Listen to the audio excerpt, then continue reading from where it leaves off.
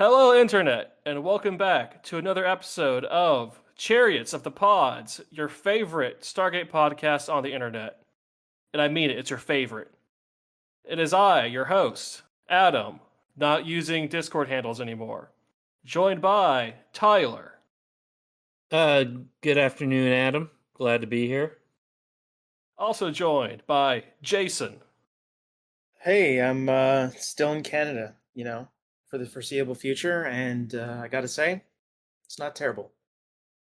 still somehow Canadian, and our very special guest this week. We have Justin.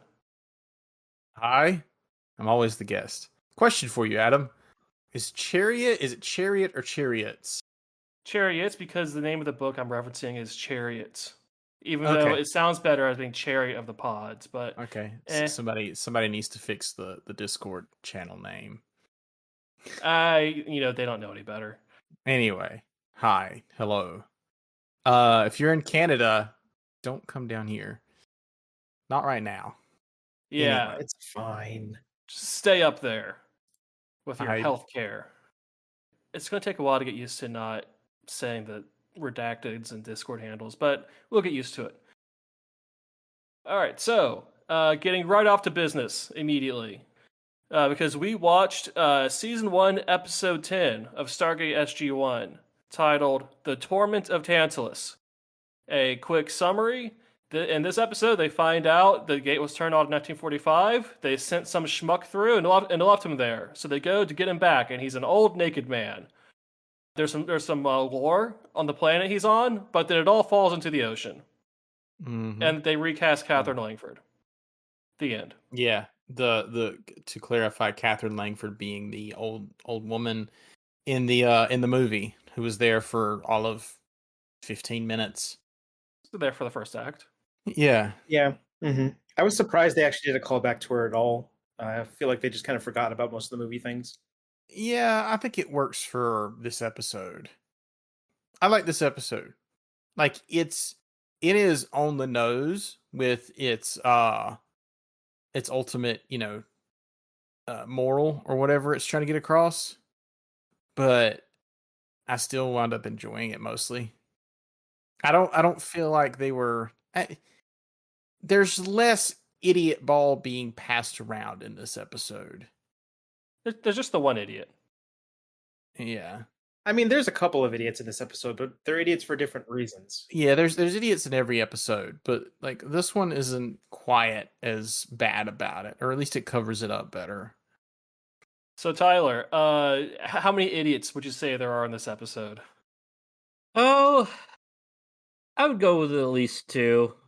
Yeah. Okay. See, Samantha Carter definitely isn't an idiot because apparently she has a PhD in everything any episode needs her to have a PhD for. Just engineers these all these wires and coils. She's an electrical engineer. She's actually a certified EE. She just doesn't bring it up. Yeah.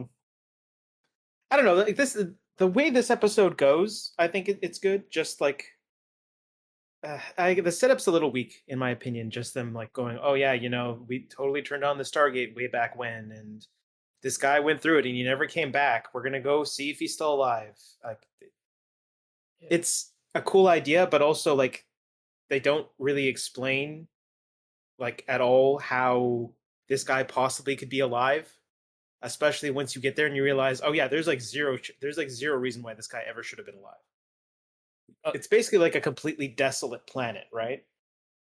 Or he's on a desolate cliff face.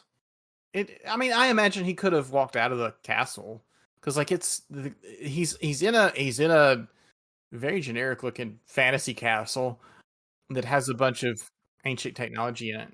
Tyler spotted some food that he had on. Yeah, so they had some food. So what I'm thinking is it's on a very British Columbia-ish coastline.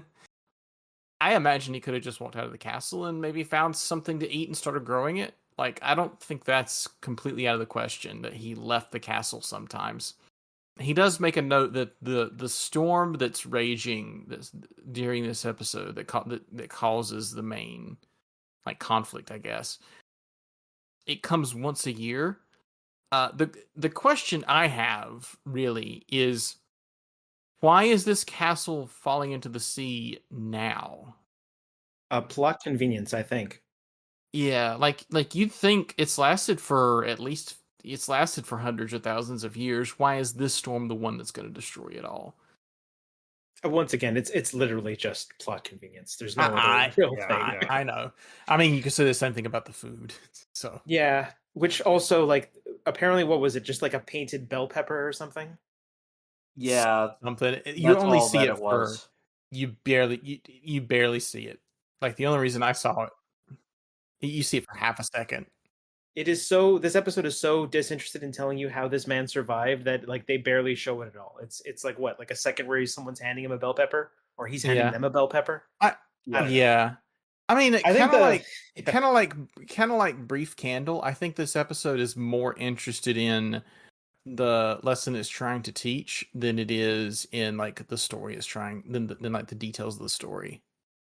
I guess. I don't know. I still like laugh at a certain point of some of the things they do in this episode, specifically when they show up and he's just straight up there, also naked apparently, because Oh I yeah. guess By the way, this was still on Showtime, so they could show Old Man Dingus. yeah, I just mean, they didn't old show the naked dingus, old man. though. Ah, It was voiced up. I mean, it was in shadow it's for in shadow. the full It's in body. shadow. It's in shadow. But I bet if you turn the contrast up high enough, you can see something. yeah, I'm not gonna try that.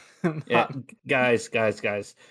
We're missing the biggest plot hole in this episode, and that's the fact that somebody went through the Stargate in 1945. Because back in episode 1, we established the fact that the reason why just random dialing random Stargate coordinates doesn't work is because of what was it, like interplanetary shift? Yeah. But back in 1945, the guy does it once and he goes through the portal and it magically worked. So my understanding of that was that they kind of just like randomly tried stuff and happened upon one. So they explained that it's this, I guess, the second closest planet to Earth, other than Abydos. Yeah, like So I remember them yeah, saying so something it like hasn't that. Yeah, it hasn't like it shifted being much. near Abydos or something like that. Well, no, it was like near Earth, so like it's planetary or something, or near Earth, so its planetary shift hadn't changed all that much, or something like that, which is dumb. But at least they tried to explain it. Mhm. Also, I guess you could kind of get away with like no one knowing about this because apparently, what's his face, which was what's her name's father, was just like, "Oops, I guess I killed your fiance." Yeah, he's dead. Like he's just dead. An explosion. Totally. Definitely didn't maroon him on some planet. I mean, he wouldn't have known, but still. You'd think she would have looked up information on like you'd think an explosion in this facility would have been well documented on the whys and hows, and she would have had access to look it up sometime later. I think it was a different facility because I don't think the Cheyenne Mountain Complex existed in 1945. That was a Cold War excavation. Okay. Fair enough. Still, she would have. I feel like she would have had documentation on it somewhere. She said that she thought she had all the documentation, and when they're doing that flashback, flash forward thing. Yeah, they do go to some lengths to show that her dad covered this up as much as he could from her. So Yeah, Tyler, kind of a fucked up thing, but whatever. there's a lot of problems with them spending the first half of the episode justifying this premise. Which bending backwards, jumping through hoops thing that they did bothered you the most? All of the above. I mean, let's be honest. It feels like this episode they came up with the ending first and just be like, you know what, let's just make it all work. Like Jatsu was saying, just everything felt like it was plot convenience. I mean, out of the 4 episodes here, this one definitely feels like the weakest.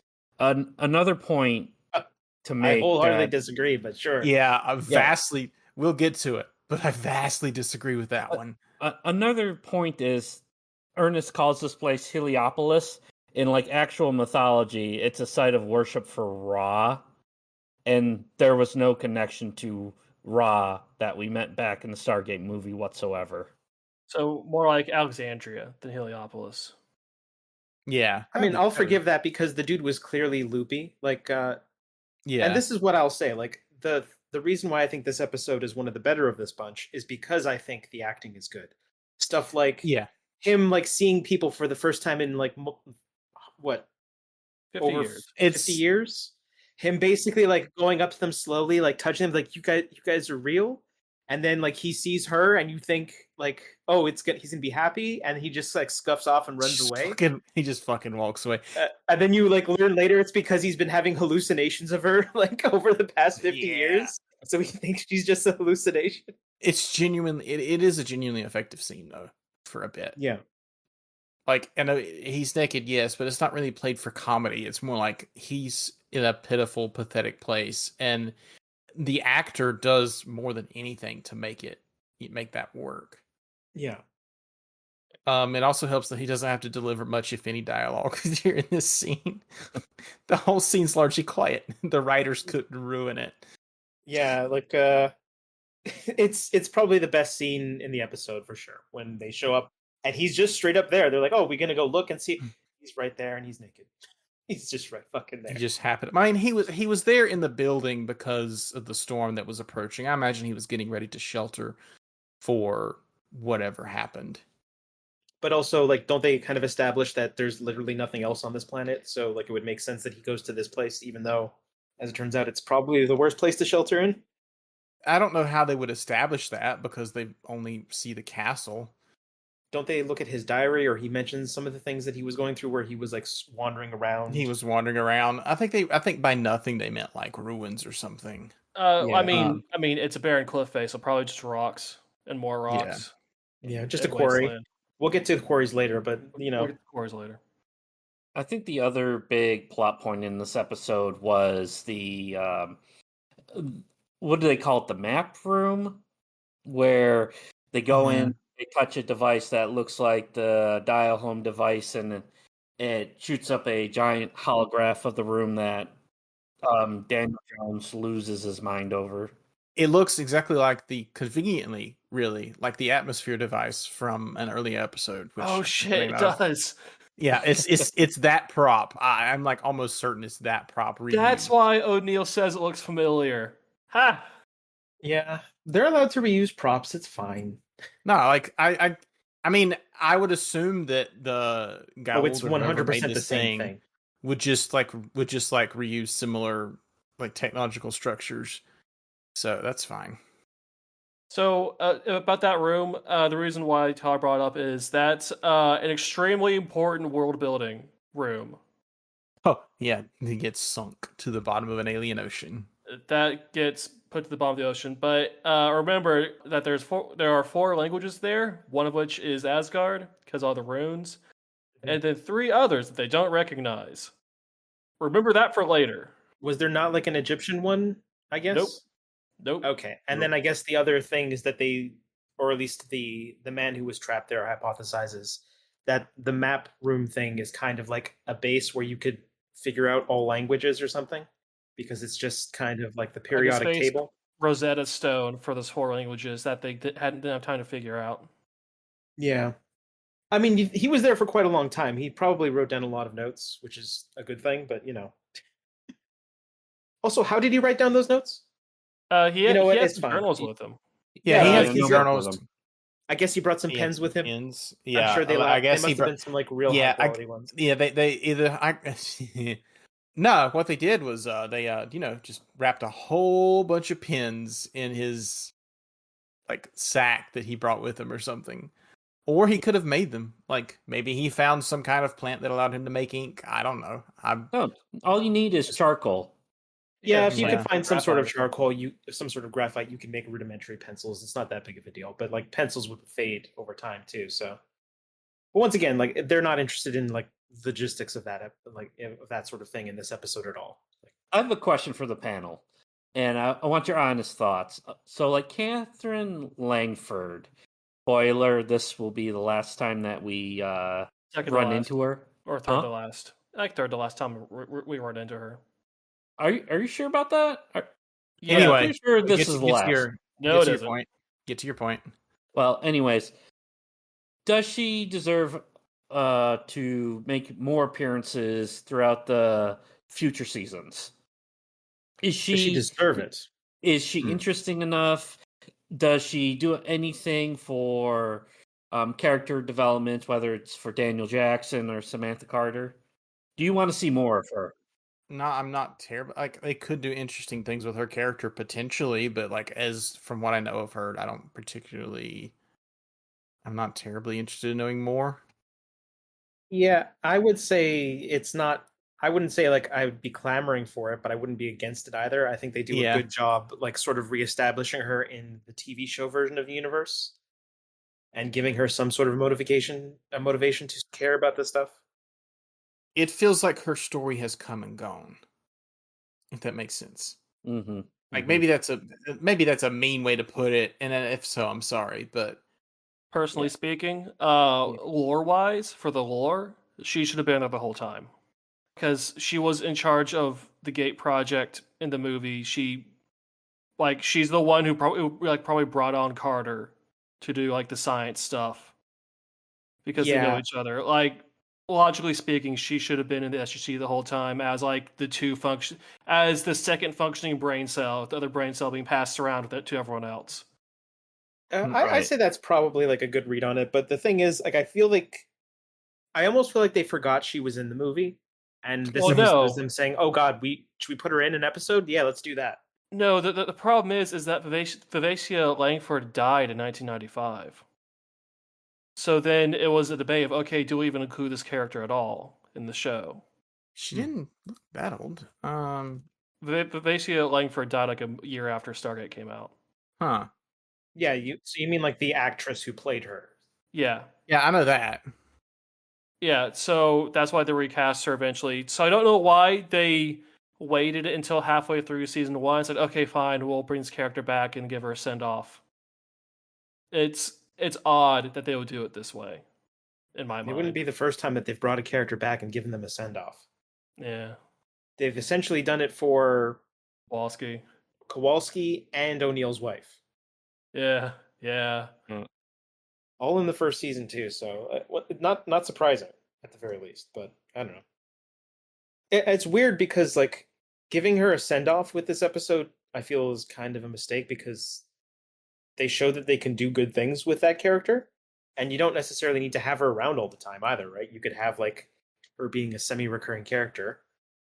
The character actors they got for both Catherine and Ernest were good, Mhm. experienced old character actors who you need on a new TV show to just ground the presence on screen instead Yeah. of. I mean, they have MacGyver, they have Chris Judge who had been around the block doing bit parts, and Don Davis had been around the block doing bit parts, but Michael Shanks and Amanda Tapping are relative newcomers. So they could have used some more like established, grounded character actors in the secondary cast to just help things along. Which was, I mean, they get over this eventually once everyone gets into the rhythm. Mhm. But a lot of the problems with season one could have been solved by doing that from the start. And it's episodes like this that really bring that home. It's like, yeah, you know what? If they had, what's her name, Elizabeth Hoffman, like around, just out on the base, not of course not going out, but on the base, being Dr. Langford, they could have leaned on that a bit in some episodes, and that could Yeah. have improved things. But I feel like they're still figuring things out, and this, in this season, you get a lot of them throwing shit against the wall and seeing what sticks, right? Oh yeah, you do. I this is something I was gonna see if we could talk about in like a capping off of this season, but this show feels a lot more like a fantasy show to me than a sci-fi show. Obviously it is sci-fi because like they're going through this portal to alien worlds, but a lot of the it feels very mythological, which probably isn't a mistake, more so than like a science fiction Star Trek thing, if that makes sense. right? They spend And like their costume, like when you see aliens, their costumes are they feel like they could have come out of a Conan movie. Teal'c runs around wielding a quarterstaff that shoots lasers that explode, right? Like, they're doing old pulp, like sci-fi fantasy, like Edgar Rice Burroughs shit. yeah, but I feel like we haven't seen much science fiction, and instead it's just been way more fantasy, especially the next episode we're going to come across. But we'll Yeah, talk I about mean that they again. do get there science fiction wise. I can tell you that. I do know that, but Yeah, and that's fine. But like right now, they're still. I know they're always going to be running around the forest of British Columbia.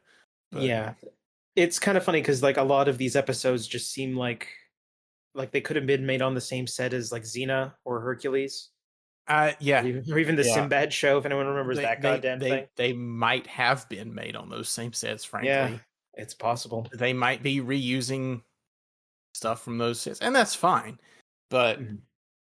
Well, but here's the thing: like this is absolutely one of the more sci-fi episodes, though, right?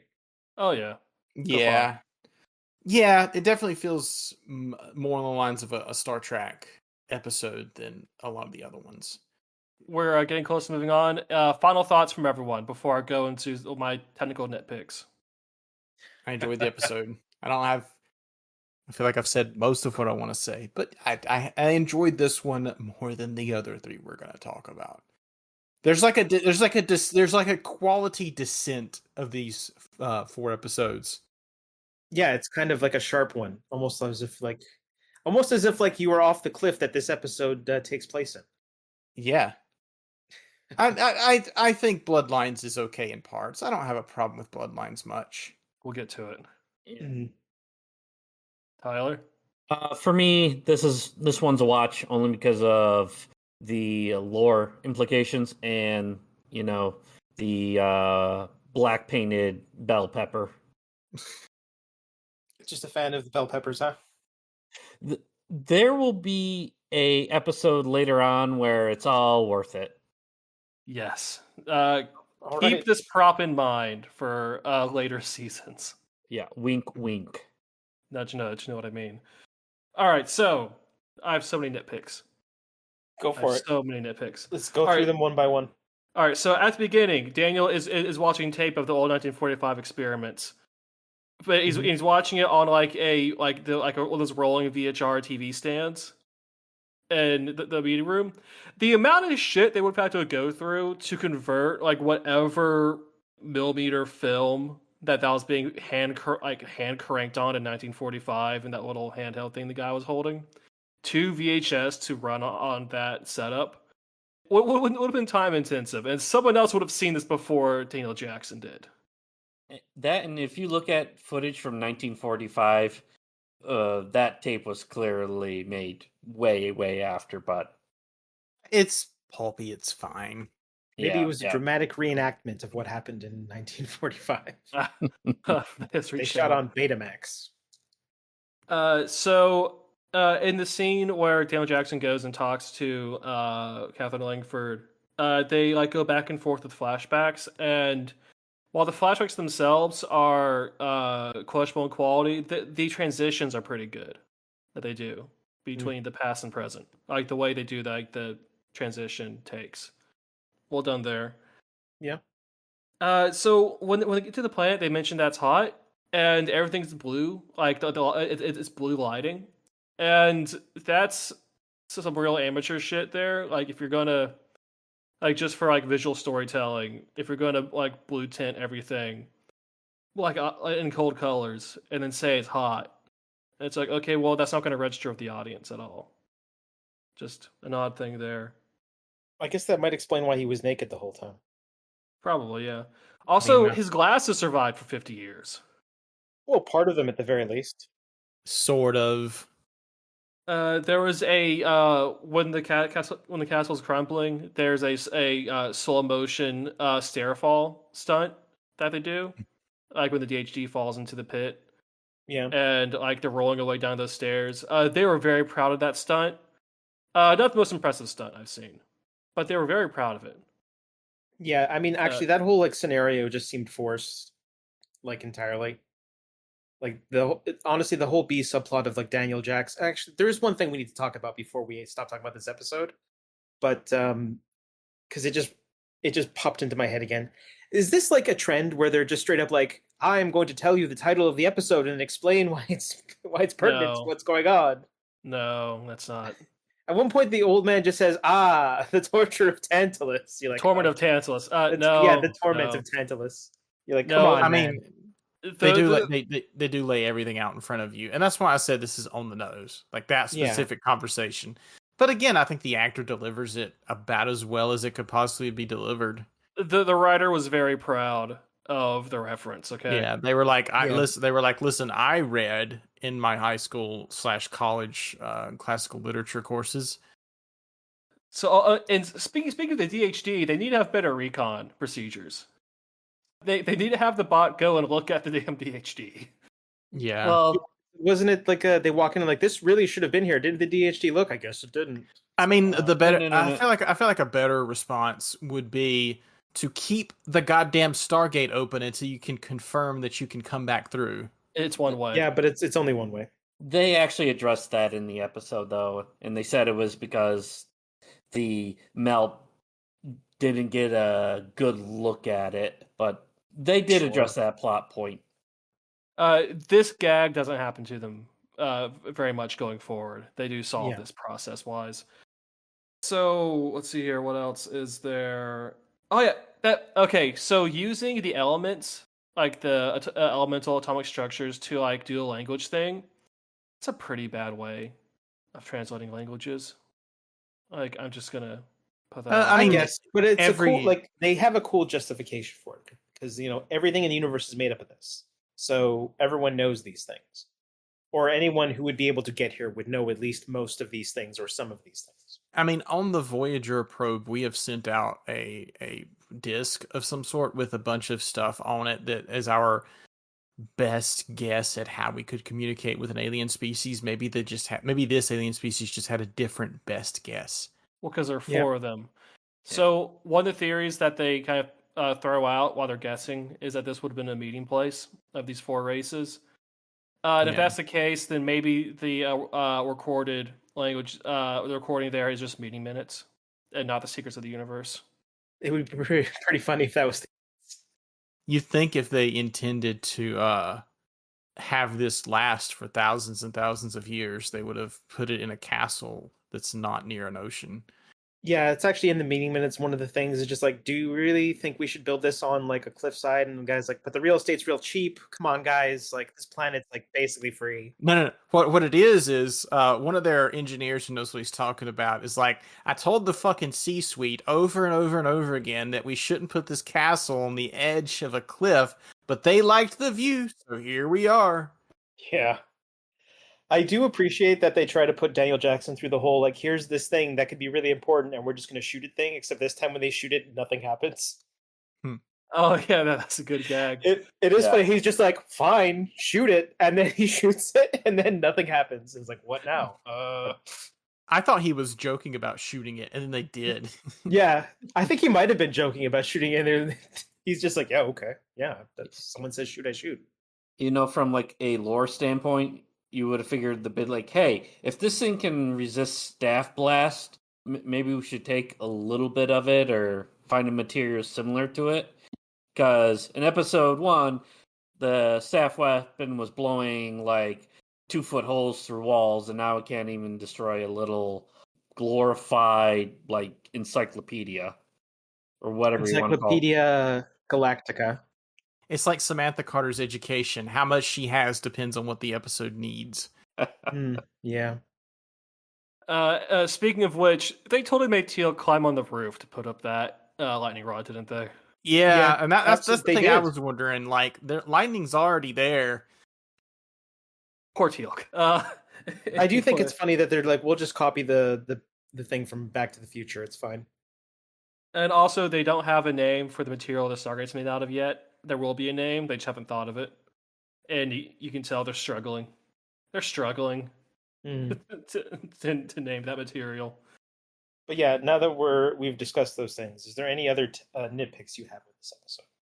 Oh, at the end, Teal'c is wearing some electrician's gloves. They takes off before going to the Stargate. Thought that was a fun little thing. That's it. So they made him wear the proper PPE. Wonderful. And they brought it with them in the mule, which You never know. You never know.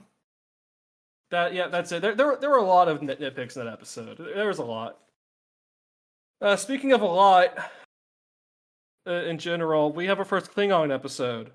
Season 1, episode 11, Bloodlines. Where Teal'c admits that he had a wife and kid, and he needs to go back to check on them. And hilarity ensues. Oh boy. Is that a proper summary? I'd say it's a pretty good summary. Like if you wanted to go the quick bits version of it, is essentially like, hey, I lied to you. Everyone gets angry that he lied to them, but then they decide to let them go through it anyways, to try and save his son from being a Jaffa.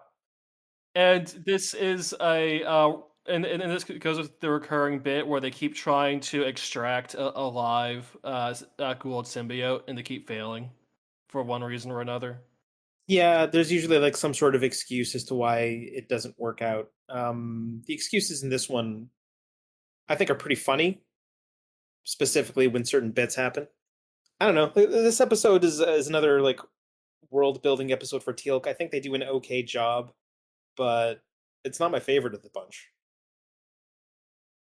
Like, what was the guy's name? His teacher. What was his teacher's name? Braytak. He is important.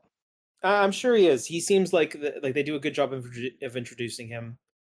His character seems a little bit fun. He's essentially like the old man who isn't that old as far as actors go, but he's been alive for like 130 years. He's kind of got like the whole like wise old master, but kind of like like trying to be a funny jerk about it sort of thing. He's an old Klingon.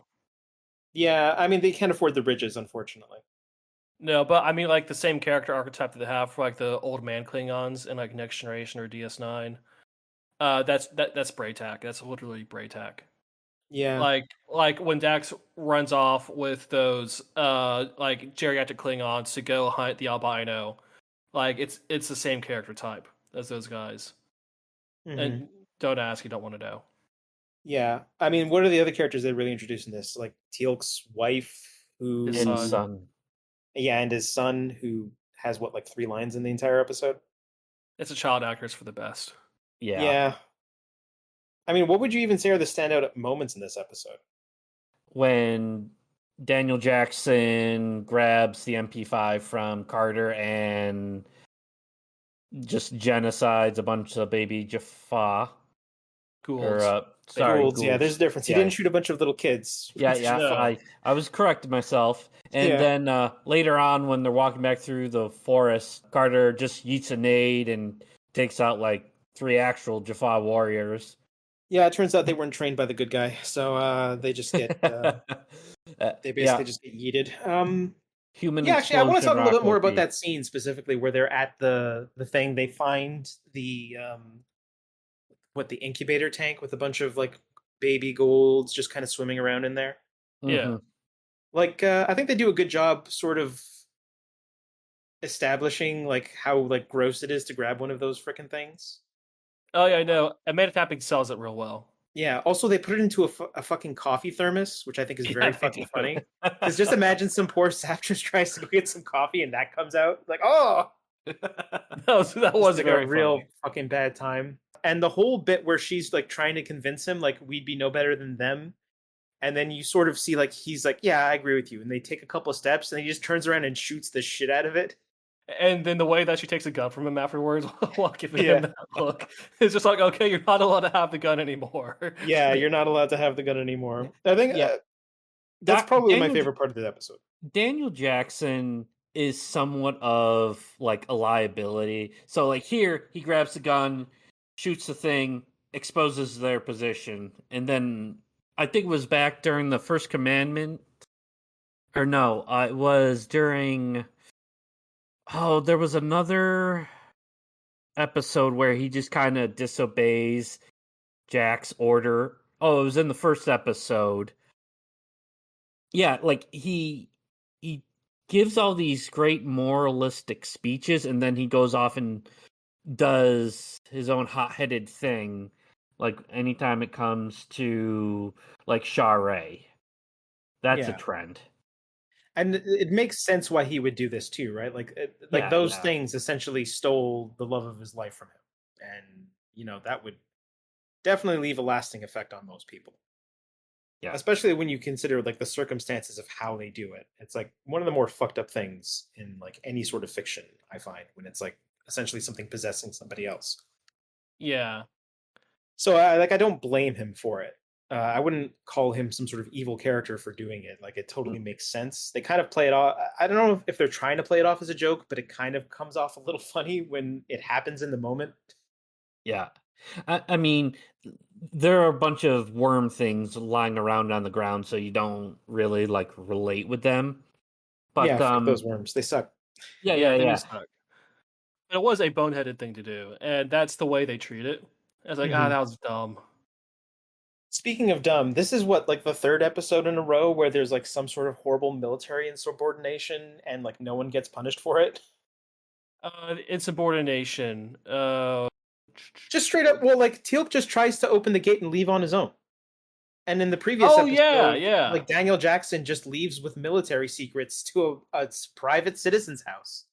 Yeah, look, I'm sure something happened in the one before too, but I can't remember off the top of my head. I think I Oh, have that my was Thor notes Sammer. that that General Hammond is developing Star Trek Captain syndrome, where where in a like a next generation DS9 Voyage or what have you, when one of the main cast, like the senior officers, just goes off the reservation and does whatever, and it's like, hey, that's literal insubordination, and then like Picard or Cisco or Janeway, it just it's like it's fine. Hammond is developing some of that. I wouldn't say developing it. He's full on has it. Like he just doesn't punish anyone for anything. Yeah. So Hammond is going full Picard. Yeah, I don't know. I just thought it was funny. What are the other like major standouts of this episode? Teal'c's wife is right. Is she right? I mean, she's kind of right, but like also she's right and she's wrong at the same time. I mean, no. I mean, the kid had scarlet fever. Getting the thing in him was the correct decision. Oh, I mean, yeah, that's the case. It's just kind of like And he then couldn't have known that. and then Teal'c fucking off and leaving them to fend for themselves. Her being pissed at that, fully justified. Yeah, which makes like the decision at the end of the episode to not bring them along with them really fucking dumb. That is bizarre, and that is there because they don't want more regular characters. Yeah, it is straight up there because they do not want to have a recurring like cat. Like it just seems like an excuse. It's not a good excuse. There's actually no justification for it. They just leave them there. And it's like Yeah, you really shouldn't leave them here. That's a really bad idea on every level. yeah, especially when they've already established in this episode that they know he's a traitor to the point where they torched his freaking house and left the brand of a traitor on his house. Yeah. And Apophis knows who the wife and son is. He could just have his men like hunt them down. If he felt like it, I guess. Which he hasn't so far for some reason. Yeah. So I guess two other things I have written down is so Breaktack staff has a rapid fire mode. Oh that, yeah. And now is that the staff or is that a century of technique? I think it was the staff because all he was doing was just waving it around and it was just shooting really, really fast. He's just really good at going pew pew pew pew pew pew pew pew pew. Or like maybe Braytak got good at like feathering the trigger in a certain way that's like hard to do in order to get it to do that, and that's just like a Jaffa trick that like you have to be really good with the staffs to do. Is it like spinning a pen? I mean, it was badass. Don't get me wrong, but it seems like that feature would solve a lot of their problems. Or just having a guy that knows how to do that. Yeah, which once again, like I feel like if they brought him with them, would make sense. It would be very helpful. Yeah, I mean, the thing is, they have like the out where they could just say like, "Oh no, like these people totally won't figure out it was me." Blah blah. Like, just have him kill them, so that no one can figure out it was him, and he could say, "I will be working on our people to create some sort of like." I mean, I guess they do say it. It's just the way they establish it seems like very loose. Like it doesn't seem very It's justified. extremely loose. Yeah. So one other thing is Braytak, like if you look at his forehead symbol, it's the same one as Teal'c. So here they're showing that he was also first prime of Apophis. But did they ever actually come out and say it in the episode? Was it this episode or a later episode? I don't. Yeah. I think because I knew going in that he was a former first prime, and I don't. Maybe it was an offhand line when he's being introduced. Yeah. They definitely say that he was the teacher that That he Teal'c was had. Teal'c's teacher. Yeah. Yeah. Maybe they established he was first prime later on. Yeah, but the symbol does give it away if once they establish that that's what the symbol means. But yeah, like all the dialogue between Teal'c and his wife and with Braytak, this is the most Klingon shit they've done so far. Like this is how Klingons talk to each other. Yeah, Yeah. I mean, he's even got his own little Alexander. He does have his own Alex. All right, so question for the panel: Who's a worse father, Teal'c or Worf?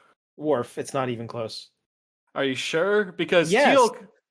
Teal'c didn't even tell anyone he had a family for 6 months. Yeah, but that's not being like shitty to his family. That's being shitty to the people who trusted him. But then he just left his family to like fend for themselves.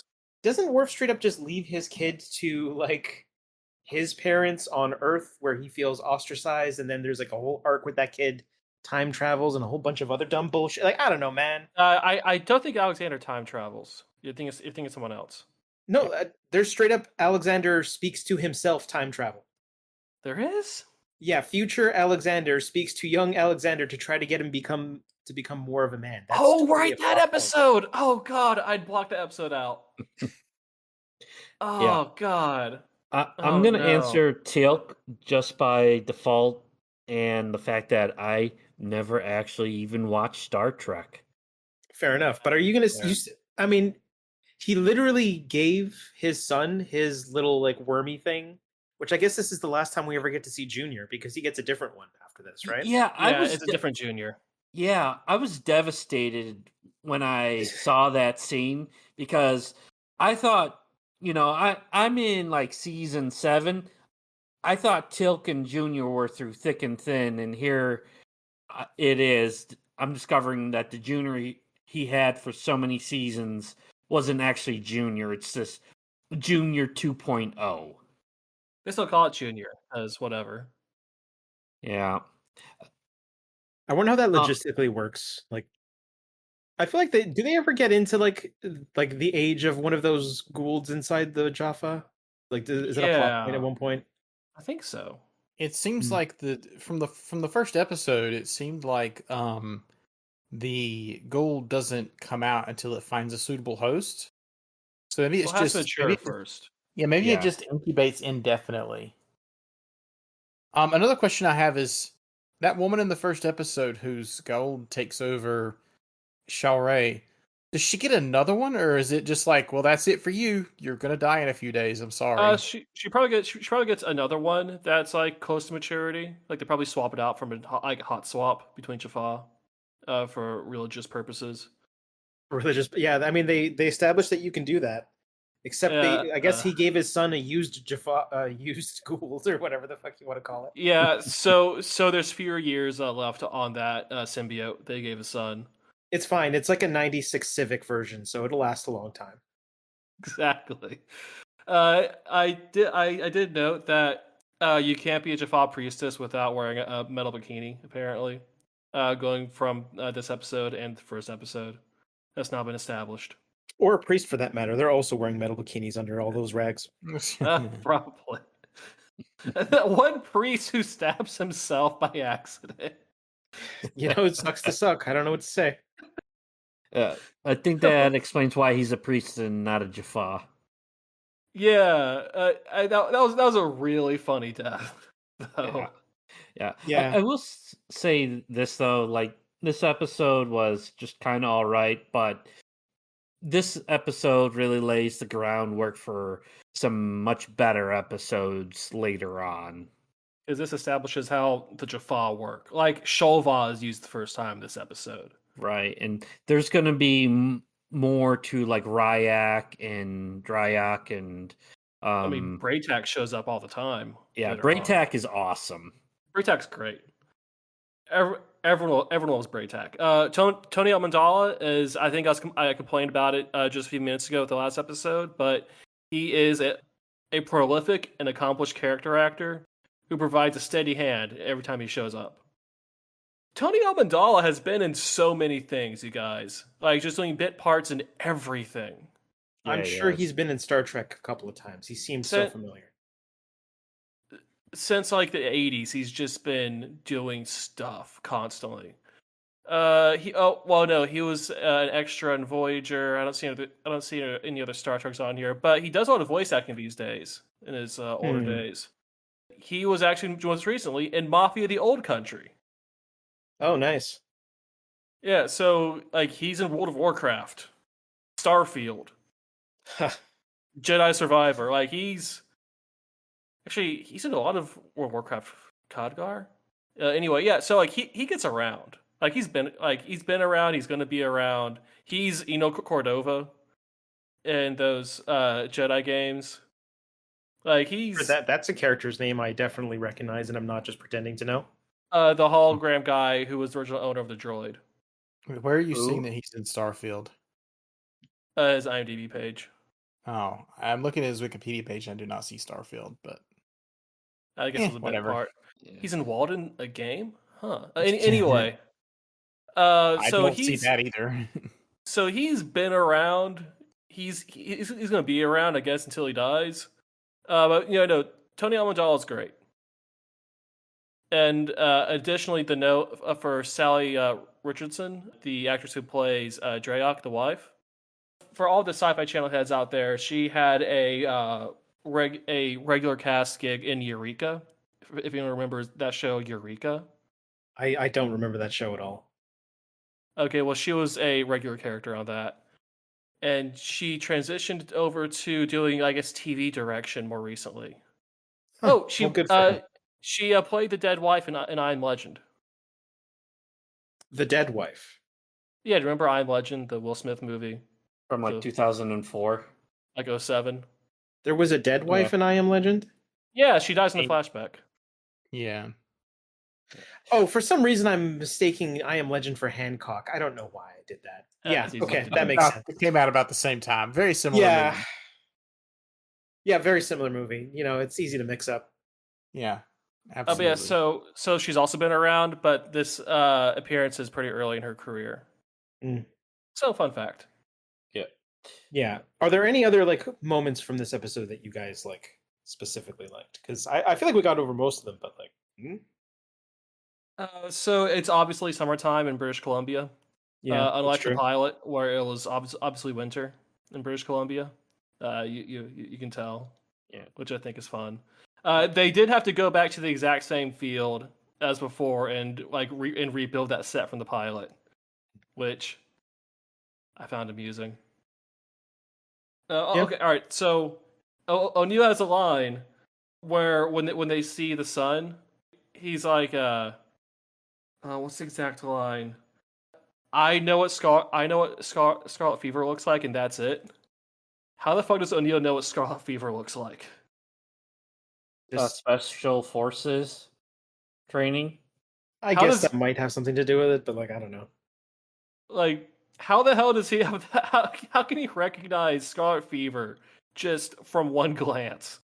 Yeah, that doesn't seem like something most people would be able to do. Yeah. I mean, it is very funny that theoretically, if he had shown up a day sooner, a lot of this could have been avoided. Or a day later, and it just would have been fine. Yeah, it would have been fine too. But then I Yeah. guess he still wouldn't have left with his kid, so Yeah, so him being there didn't help anything, actually. yeah, turns out. I mean, he gets to do his best Goku impression by being like, "Bye, son." Yes. All right. So who's a worse father, Teal'c or Goku? Still Goku. Goku. Still Goku. Yeah, it's I still think Goku. I think Teal'c's a worse dad, just from my future knowledge. We will revisit this conversation. I don't know. Like the thing about Teal'c is that I've only seen him abandon his child once. I've seen Goku do it at least 2 to 3 times.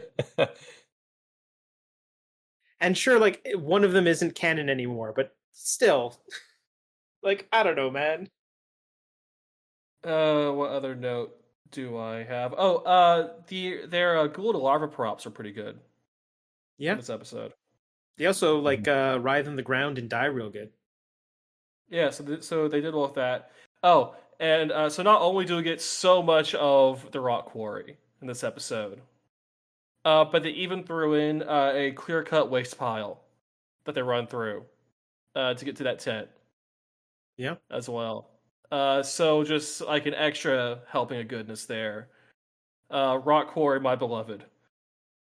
it That's all was I funny have. how like everyone was just straight up running away from him when he showed up.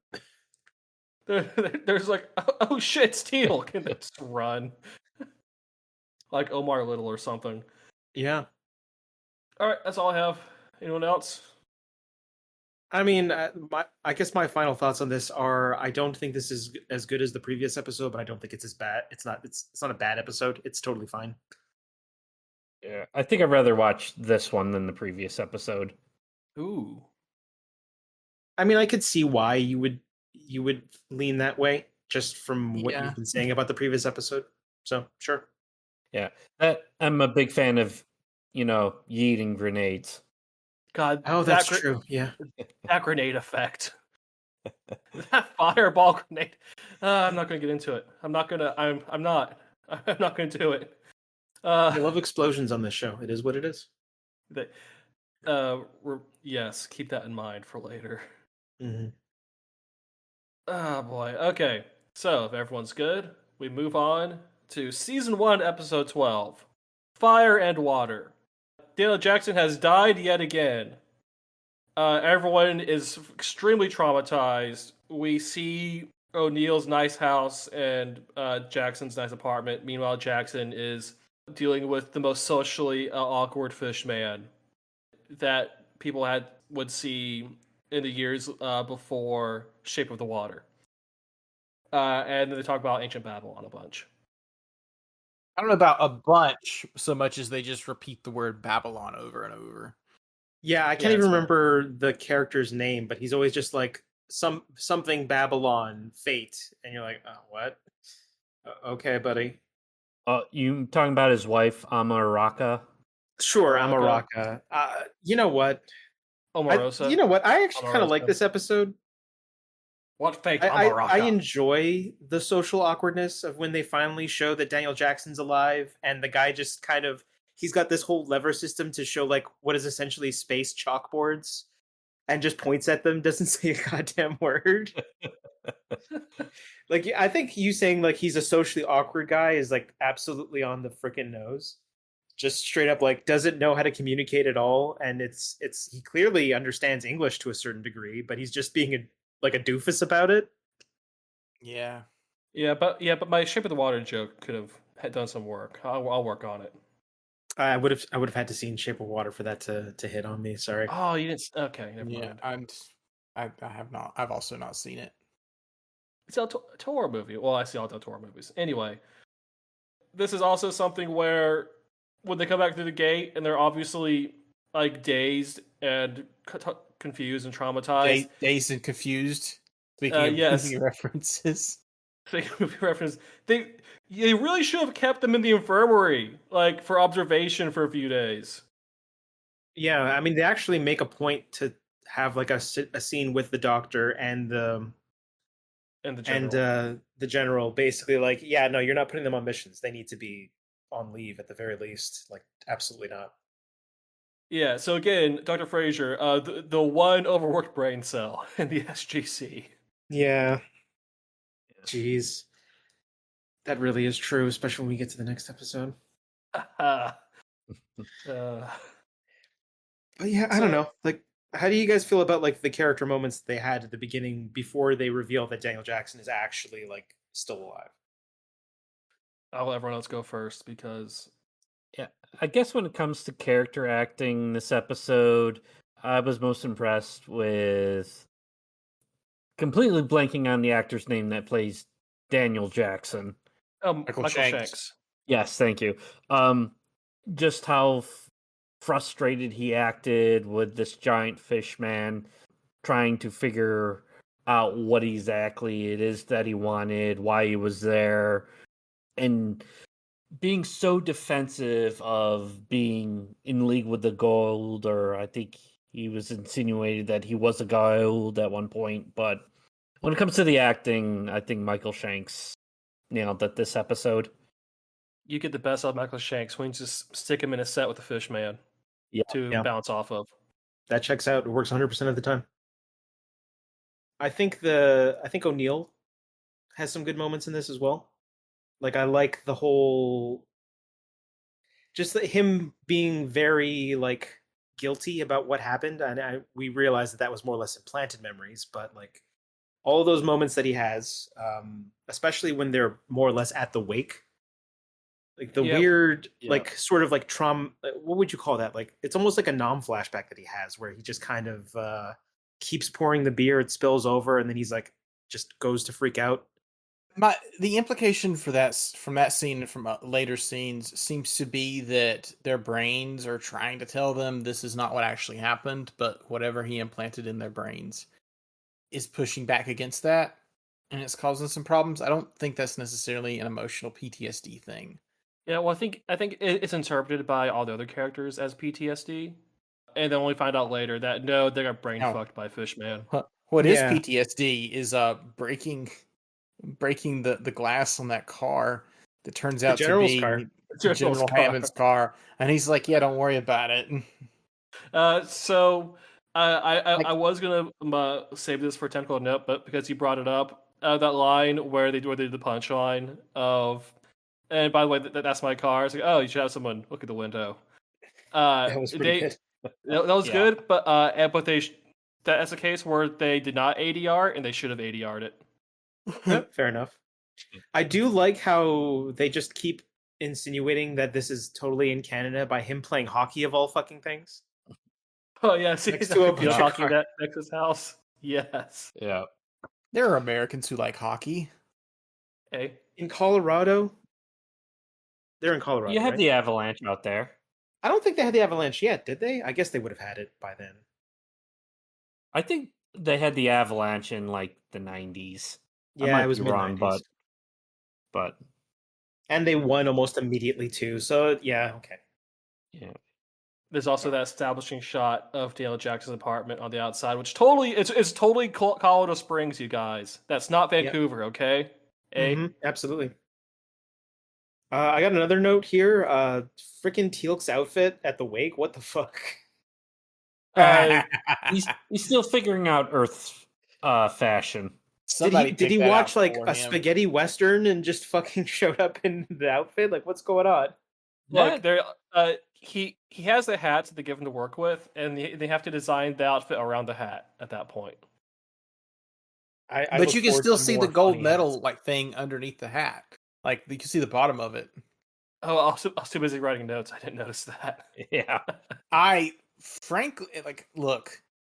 I think I mentioned this before. If I were to see somebody with that symbol on their head, like when out and about, I would just assume that they taped it to their head or something. I don't know. Yeah, I don't think put a pin in that for later. Yeah. So just a quick thought. Wouldn't all the people at the wake just been from the SGC? Because we established Daniel Jackson basically got left out of the academic community. So he probably didn't have any connections outside of, but it's Stargate. It's still possible someone might show up. Well, no, because he also spent he was also dead for a couple years for tax purposes. Yeah. So he's also technically not supposed to be alive, according to Social Security. So, like, the people that know him, it'd be like, oh my gosh, I can't believe he was dead for a year and came back. Oh no, he died again, and he's back again. What is going on? This is why we need to start keeping a Daniel Jackson death counter. because thinking about it, he has either been presumed dead or been dead 4 times now, including this episode. He's American Rasputin. Because they faked his death between the movie and the pilot. He got I guess when he got shot or brained in the movie and put in the sarcophagus, that counts as a death, according to they reference it at one point. Then there's the Nox with the team wipe. He gets killed, and then now he is presumed dead after the fishman takes him. 4 times it's been half a season in a movie. Yeah, sometimes you're just the Yamcha of the group.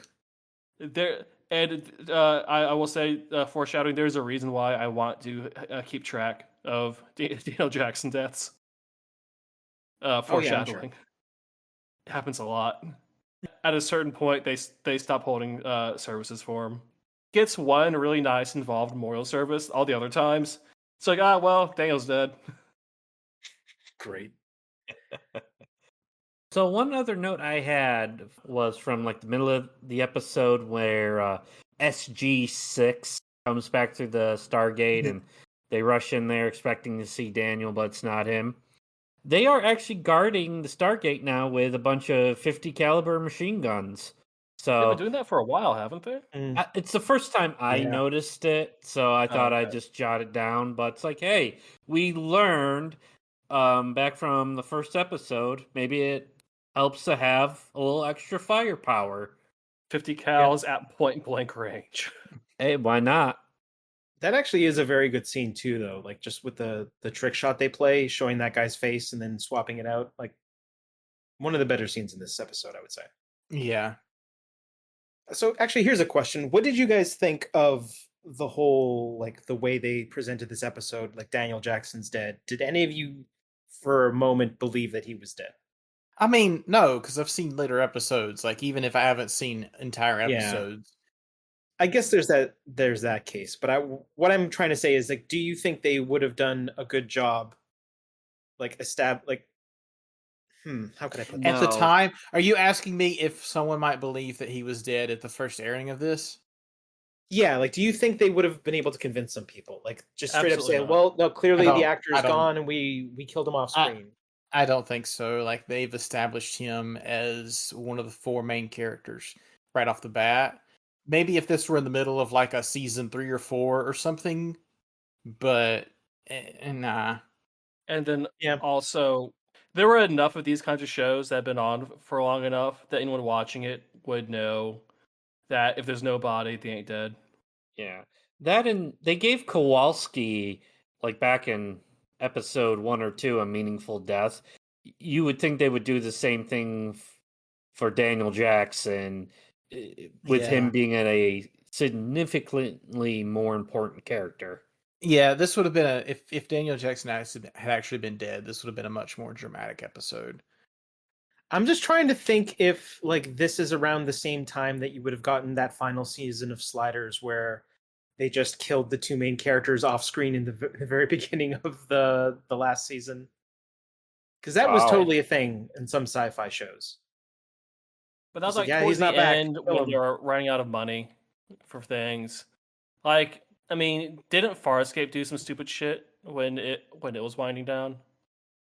They definitely replaced characters here and there. Oh, yep. I haven't Sliders. really The last season for Sliders ended a few months before the season started.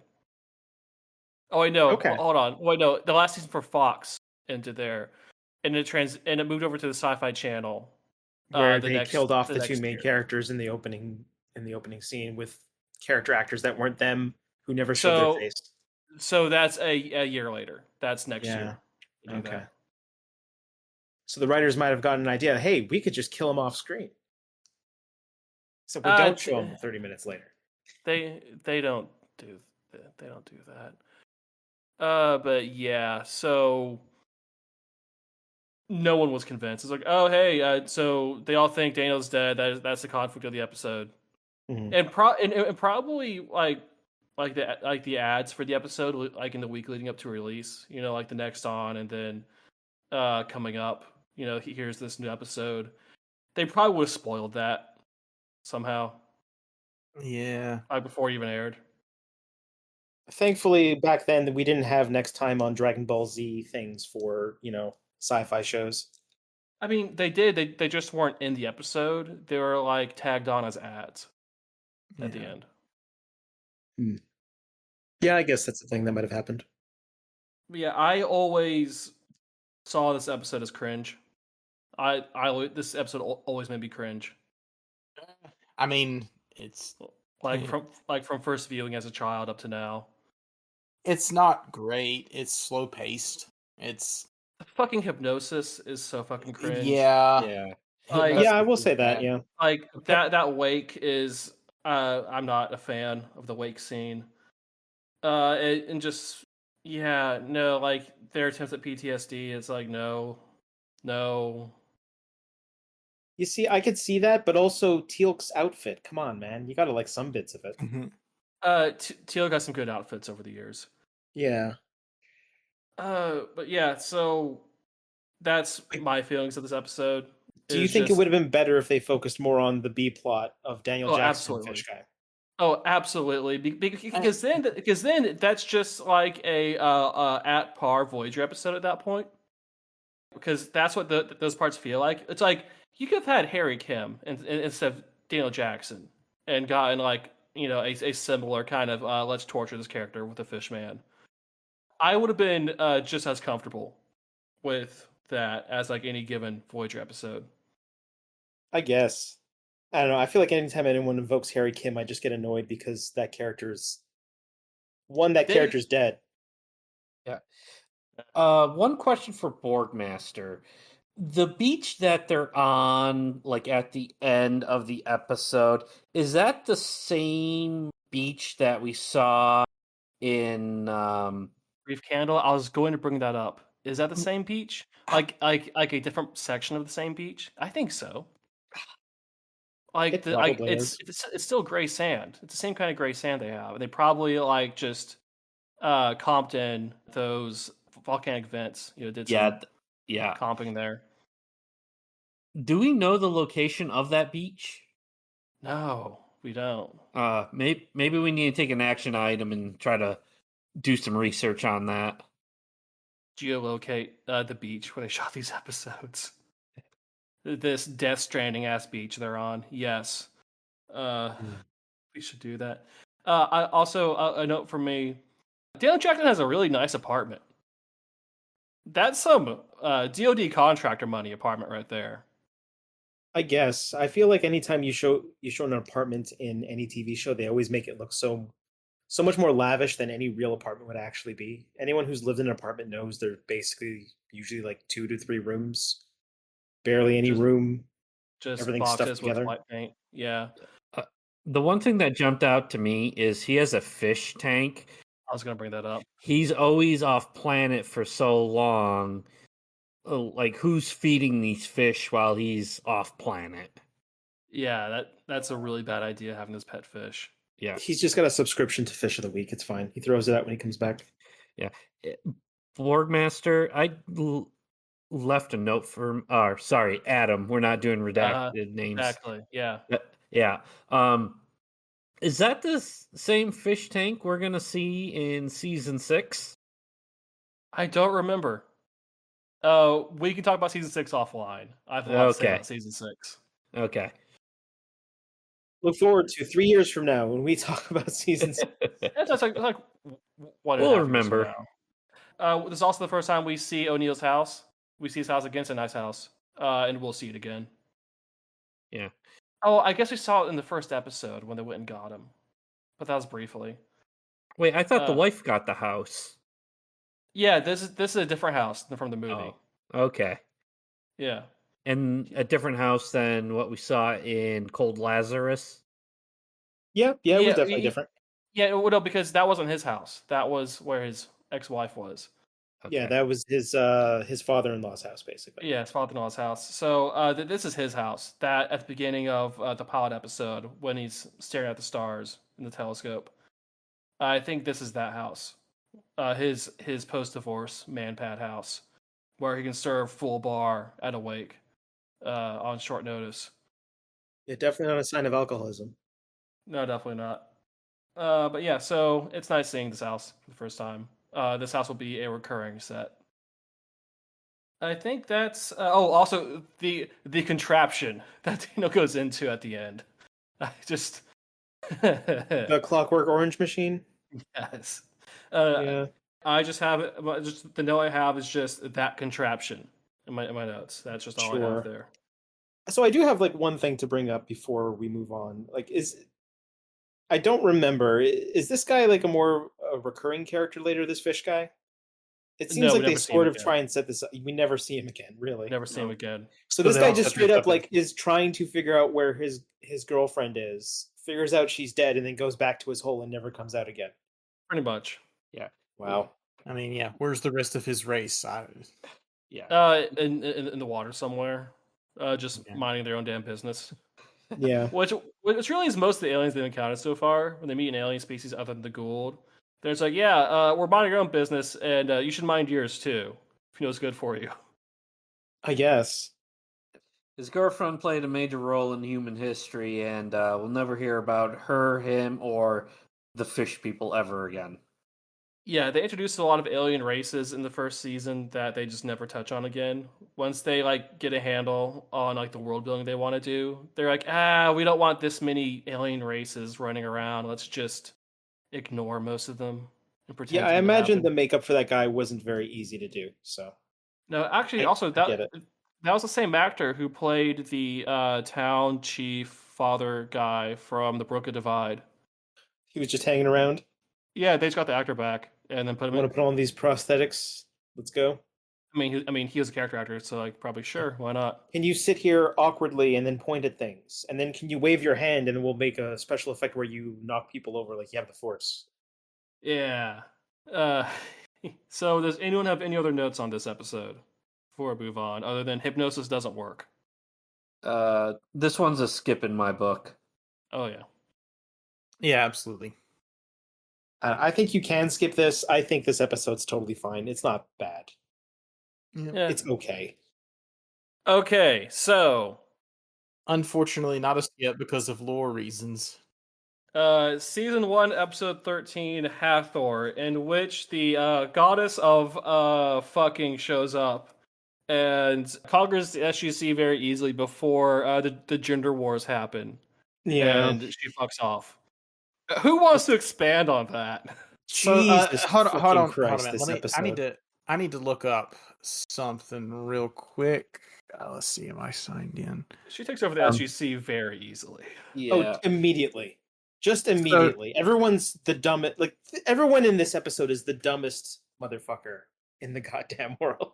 So the summary of this episode on Amazon was actually Oh no. It tells you everything you AI. need to listen. Here's the summary. It's one sentence.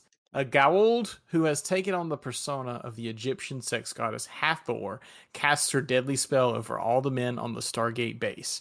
And that tells you everything you need to know about how this episode goes. Unfortunately, along the way, there are a handful of lore things that I assume are going to be important later on. Yes. Yeah. There are actually. But this episode is just as terrible, if not worse, than whatever you're thinking of when I read that sentence. Like, it's worse than that sentence implies.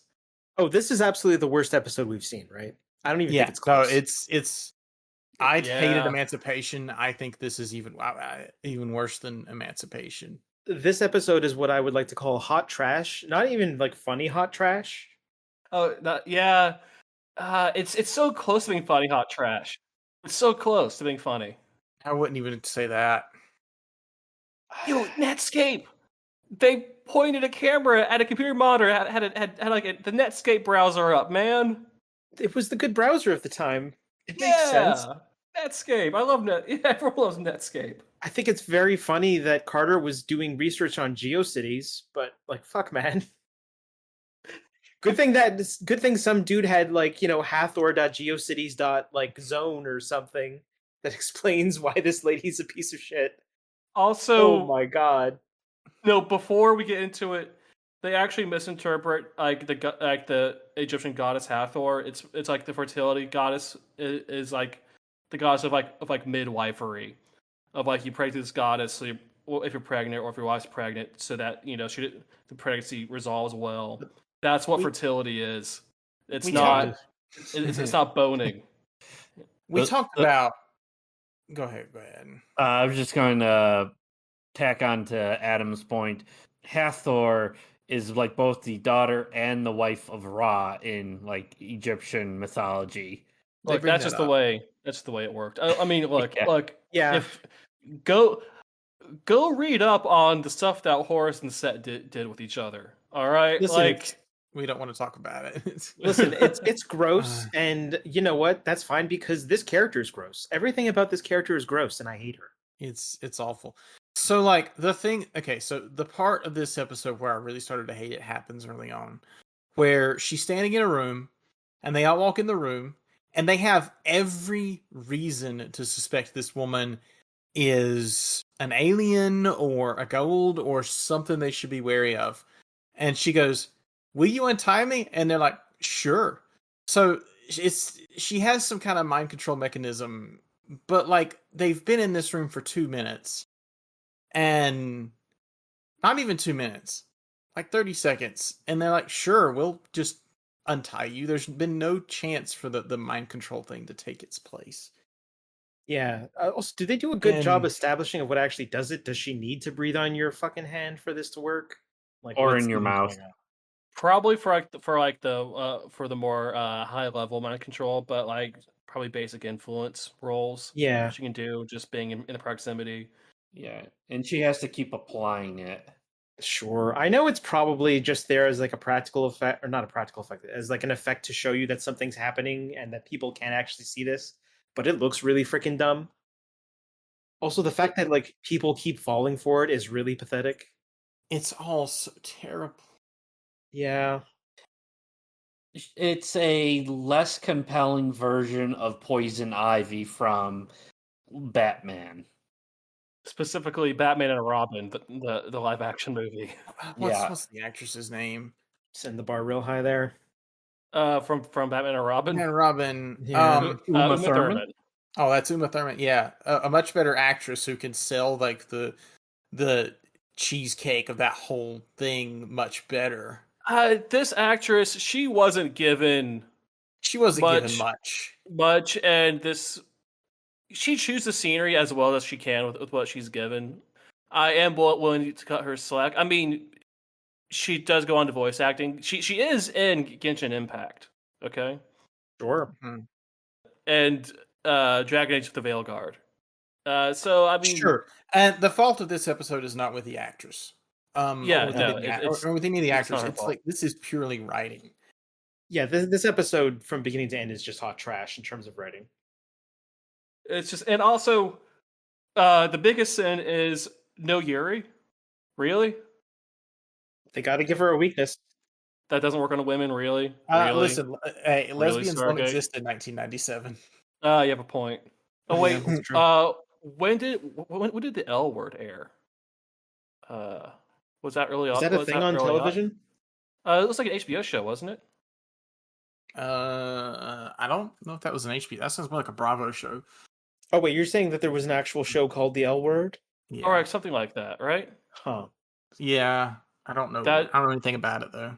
That's when television lesbians became a thing on television. Sure. And I think that's early aughts. Because that's not where Adam Driver comes from. Anyway, no, that's somewhere else. So yeah, no, so no Yuri, which sad. Very sad about that. Mm-hmm. And then just they want to make political statements about women in the military because again, that was a political volleyball being batted back and forth in the 90s. And I mean, it was like a plot point that they kept kind of bouncing around here and there a little bit. I think they make like a point saying, "Oh, when's the next lady they're going to hire here?" So like we're doomed if we don't do anything now. It's like I don't know. well, I mean, that's them making a point about there should be more women in the military. This comes down very much on the there should be more women in the military side of things. Which, okay, yeah, you're on the right side of history for that, sure. But your methods leave much to be desired. So maybe don't. Yeah. I guess they make a point of establishing that the Doctor has an ex-husband in this. Oh yeah, yeah. And that's how like they kind of bring this up at one point. I do have my notes in all caps. Now's the time for that conversation, for that bonding conversation between Carter and Fraser. Really, Yeah. when they're in that jail cell with the SGC being taken over by Gould, now is when you have girl time. Okay. Yeah. You know what? I don't know. Just everything in this episode's awful. I did really like that double takedown fake out where when they escape from the prison cell, the two men distract the guard, and then Fraser knocks out the guy, and then Hammond is just behind her with the gun, and then Carter knocks him out. Oh yeah, the revolving door of knocking people in the back of the head. Yeah, that was the best part of this episode. Yeah. Actually, there's one other scene that I like, but I don't know. I don't like it in the sense that I think it's a good scene. I like it because I think it's funny. It's very funny. It's what was that meme that goes around? People pointing guns at each other from various distances. Oh, yeah, it's basically that. Yeah, the freaking someone behind another person, behind the other person, behind the other person. Yeah. That's always fun. And then, of course, the casual banter, Connor going, well, there goes my career after cold cocking the general. Speaking of which, like, the solution to get out of the jail cell, oh, Jesus Christ. That's something that I always fast forward through. The whole conversation is like, well, I guess they got their, what is the term she uses? Libidinous? Libidinous? That means they're horny. Yeah, it's like, oh, she's making everyone horny. Let's do the honeypot. And of course, everyone. You know what? This episode just paints everyone as an absolute goddamn moron. They're all dumb jackasses. Yeah, they're just dumb fucking jackasses, including Hathor. So, like, especially her. Holy everyone's stupid. So the B plot was O'Neill is about to be turned into a Jaffa, but earlier we established Tilk is immune to Hathor's charms because he's a Jaffa. So she's literally turning him into something that she cannot control. I mean, probably at that point you control the Jaffa because they're Jaffa at that point. We haven't established that, though. Where has that been established in previous episodes? Yeah. This episode brings up a lot of weird, like, plot hole things, like, specifically also the subplot, like, oh, O'Neill's gonna die without a Goa'uld. But, like, why is that a thing? It's like, he doesn't have an immune system now. Well, because his kid had an immune system before he got the scarlet fever. That's probably a coming of age thing. Like, just you hit puberty, and then is the explanation away of this that, like, no, you need to have the weird belly button thing touch somebody before they become a Jaffa? Yeah, that was weird. Yeah, I mean, I guess that's hence like how the Jaffa were created in the first place. You got a weird belly button flare thing that goes and, like, it turns you into an X-Man in terms of, like, puts an X on your goddamn just everything about this.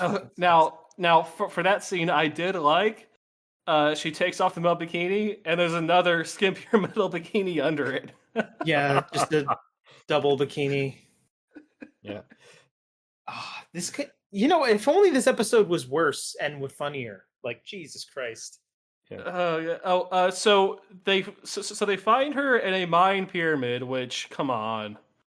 Yeah. So the one thing I did like is those archaeologists who bust in there illegally and then they're just start like pawing at this thing they find. The worst possible archaeology you could do, they deserve to die. It's good that they died. Yeah. The thing I want to know is how on earth did she get past TSA? So for one thing, TSA wasn't around yet because it's pre 9/11.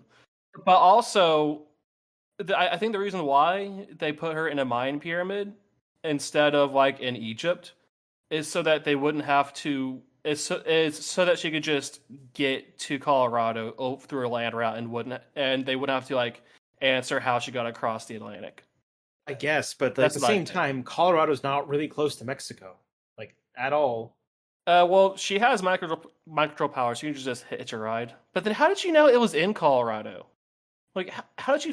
Can she like I sense think it? she has a line where she said it called to her or some bullshit. I Oh. don't know. I There think did. Like, this does her gets gauntlet have like a sensor on it for the no. Stargate? It has something to do with what the Stargate is made out of, Oh, the and Naquita. I think this gets Oh, right, because the Naquita in the blood. So yeah yeah, yeah. yeah, Sure, So it whatever. I don't know. so it's like a Just, retcon thing. yeah. They're is it on it weird that I later. think we're going to talk about this episode more than the other episodes because of how dumb it is? Well, so also this is the first time they throw out the word Choppa Eye. I Choppa think is it? Eye. Yep. Yeah. Maybe. So that's important. It's also, I guess, the first time they have them encounter a sarcophagus since the movie. Apparently, Yeah. and Yeah. these sarcophagi are very important. But apparently very fragile, I despite mean, them taking we've up a whole seen. room. Also, why did they put that in the gate room? Once they got in there, it was hard to get out. Like it takes several seasons for them to reveal that there's a roof in the gate room. So like, yeah, that's where they lowered it in because it's too goddamn big. But like, you don't know that yet. So like, why is it in the gate room? I don't know. Just Wait, I don't know. there's something we really got to talk about here, guys, and it's just bugging the absolute crap out of me.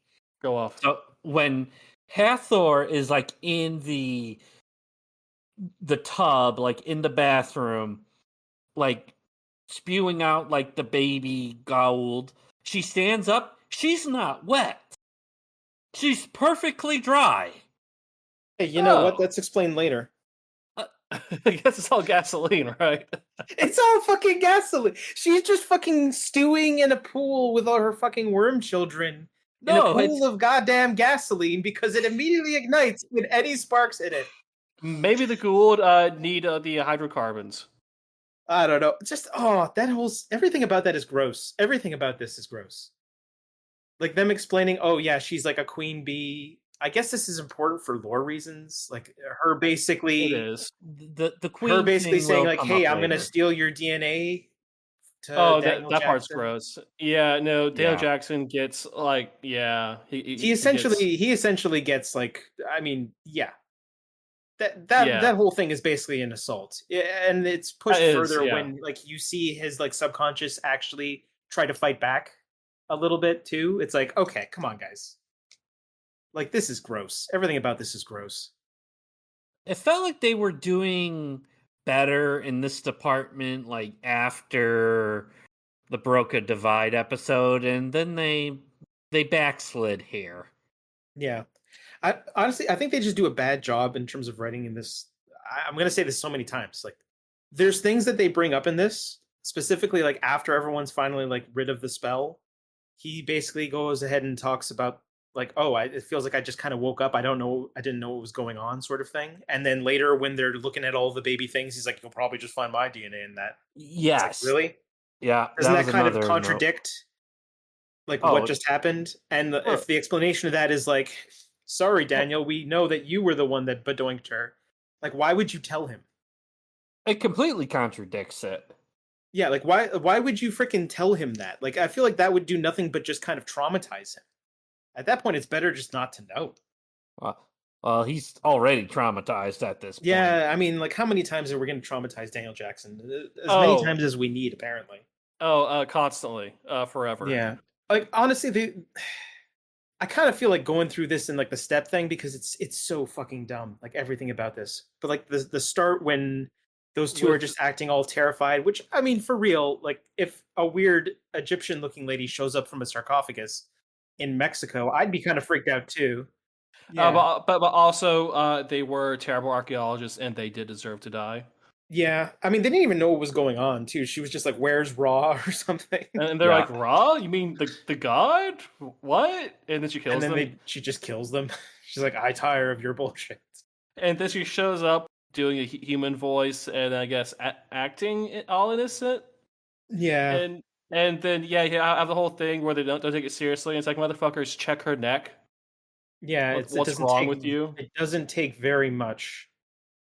Like, why take her down to the SGC level for questioning? Like, you could just keep her out like the first like couple of levels of the facility. Don't get her anywhere close to the Stargate. What are you doing? Like, don't bring her into the facility. Well, didn't they bring her in because she specifically mentioned the Stargate to the guards? Like, wasn't that a thing? That doesn't yeah, but like put her in a room on the top floor, then you have people from the SGC go up there to interrogate her. Like, Yeah. come on, like do a medical screening or something. Check her neck for God's sake. No, that was Do very stupid. absolutely anything. Just anything. Like any Like, security precautions. this episode basically only works because everyone involved is a bloody moron. Yeah. Like even the women who aren't affected take way too long to actually act on this. Well, Tilk wasn't an idiot. He knew what was going on. But then he should have acted on it sooner. He did though. So I personally like to think that this whole scenario takes place over like 3 or 4 hours. I hope so, because if it went on for days, it's just pathetic. It's just oh my No, God. it feels like this is like an afternoon. Yeah, I mean, just how quickly she takes over, like the ladies of the base finally doing something, and them just showing up lockstep, protecting her in her goddamn weird gasoline pool. Ugh. In her tub. Just Yeah, that I mean, so cringe. if their intention was to gross me the fuck out, well then they fucking succeeded. Jesus goddamn Christ. Also, where did they get that? Well, I think that looks like it's one of those like emergency like ice tubs that you could have in like hospitals. Or what they have like in sports facilities for Yeah, like like sports pitchers. medicine. Yeah. Yeah. So like that is a kind of tub that exists. I don't know why it would be there. I could see for rehabilitation purposes. Yeah. Yeah, and they just like dragged it into that room because of big open space for her or something. Yeah, but why did the water catch on fire when Carter fired a Or pistol? the pistol at it. I It mean, was that's what Johnny's gasoline. been talking about. It was gasoline, I It was just guess. gasoline. Like, is there something like did the ghoul like emit like some sort of chemical that's flammable? I don't think they thought that. That entire scene just seems like rushed wrap it up, right? It, that's a lot of scenes in these Yeah. episodes. And then she just walks out of the Oh room yeah, absolutely fine. all right. So as a kid watching this, which I shouldn't have watched this as a kid, it wasn't until the second or third time I saw the episode, like just on reruns, that on like the shitty old early aughts TV, that I noticed her just casually getting out of like the fiery tub and walking out the door with none of It's the characters very funny, noticing. actually. Yeah. Like it took me a couple times to notice that because none of the characters notice it. Hmm. So your eyes like aren't aren't like looking at that and on like a 480p set. I mean, I noticed it immediately. You just see her get up and walk away. Do they play? It's Do they play fast and loose with like the abilities having a gavel gives a human body? Because like very fast and loose. I can buy the increased healing and strength thing, but like surviving a fire, I don't know. But no, I was gonna say on like a 480p like CRT or like very early flat screen, probably with like the way those darkness levels are on those old TVs, it would have been harder to notice her just getting out of the tub and walking away. Maybe, but then people would wonder how she got away. I guess. I mean, it looks like they intended to show You it. watch the episode again, and they're like, oh yeah, she just gets out and walks away casually. Yeah. Can we talk more about this scene? Because I feel like this scene is just, there's so much about this scene that's just so fucking dumb and funny at the same time. Go off. Just, so like this whole thing happens. She's basically stewing in her goddamn bullshit. This is after they more or less heal O'Neill, which something I want to bring up later with some dumb jokes there. But just the weird confrontation, her immediately knocking Carter down and then ignoring it. Carter immediately just getting back up and shooting her in the face. Like that was pure comedy, right? Hasn't that blast killed or seriously injured people before? It has straight up killed people before, multiple times. But she just straight up gets up and just straight up shoots that lady in the face. That the pool immediately ignites. Weird, enthralled Jackson just goes, no! Just stands there staring at the Yeah, burning pool of like the burning larva pool of babies. worms. There's just the burning pool of worms. There's the casual get up and walk away while Daniel's just like, oh no. And then the people show up with the fire extinguishers. Like, that's your priority, guys? Better put this fire out. Fuck, man. Imagine Hammond writing the report on this. Oh, that You have to lie. You can't put any truth into this because they'll fire everybody. I mean, they should have fired everybody like 13 episodes ago. Our tax dollars at work. Like Well, Hammond, there was Your that tax joke. dollars, Jatsu. like Yeah. Hammond is too soft for me to actually find believable as a competent military leader. It is the Air Force. I feel like he Yeah. was given this. I feel like he was given this job basically as a because they couldn't fire him kind of thing. Like, Is like this think the about weird- it. Think about it. Before this show, when this show really started, the Stargate was just sitting there doing nothing. Nobody really cared about it. So they're like, we're just gonna put Hammond over here because he's not really doing anything useful anywhere that we put him. So we can put him in a useless spot. And then it activates, and they're like, well, I guess he just gets to stay there for a bit. That makes so much sense. Yeah, is this the weird like Japanese we put you in the basement thing? Like, is this literally it?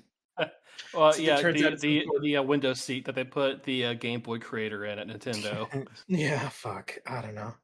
You know what?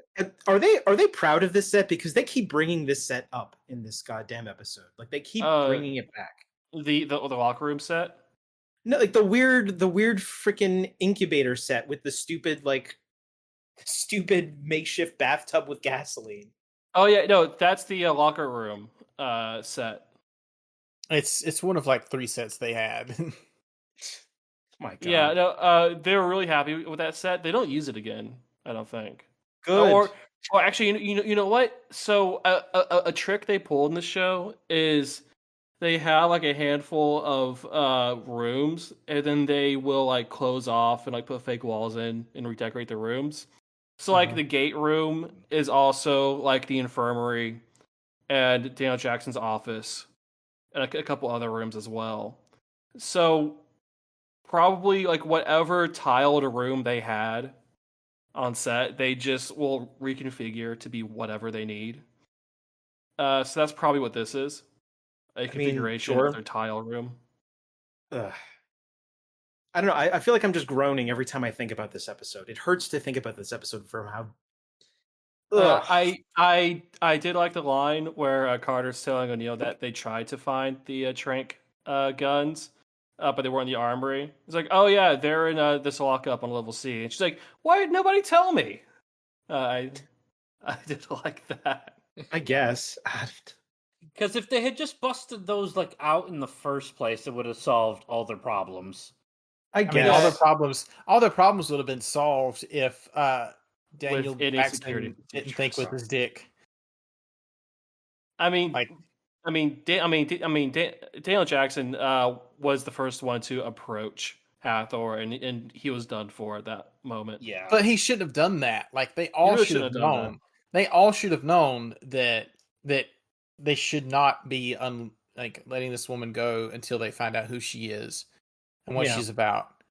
Like I. but All right, ahead, so go if ahead. she knows, they could have X-rayed her or whatever they did earlier in the show to look at what's his face's Gould.